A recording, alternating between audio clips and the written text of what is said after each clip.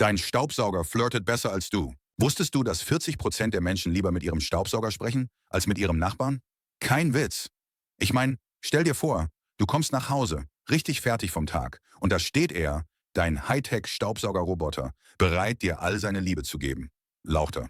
Also, wenn man das Surren als Liebesgeflüster versteht.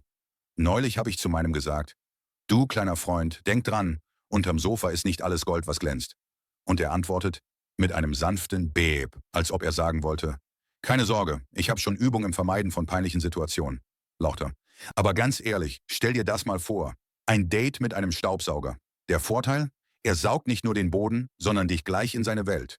Und das, meine Freunde, nenne ich wahre Liebe à la 2023. Lauter. Mach das Plus weg für mehr Witze.